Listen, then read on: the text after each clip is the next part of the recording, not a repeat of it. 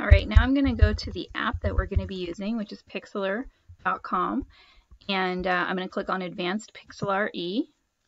And you guys can see I started working on this earlier, but I'm going to go ahead and open up the image that I just saved, the horse. And the first thing I need to do is cut this horse out of the background. So there's different ways to do this depending on the background, like what the background is. What I could do, I think what I'm going to do for this one is use my lasso tool, and then up across the top here there's free lasso, polygon lasso, and magnetic lasso. And for the horse I'm going to grab the magnetic lasso. And what that does is it basically sticks to areas of contrast. So I am going to go ahead and just trace around. Since the background is pretty different from the horse, I'm just going to kind of trace around it until I get back to where I started. That is my goal. And I'm doing this kind of quickly, mostly because I want to be able to show you guys the next step. What you want to do is really focus on getting a good clean cutout. So take your time with this. The slower you go, the more accurate it will be.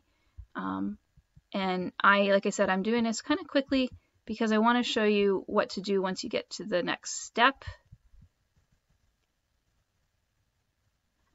And I'm going to have a little bit more of the horse than I need. Once I get back to where I started, I'm going to click. Sometimes I can double click, and then I get the kind of the marching ants.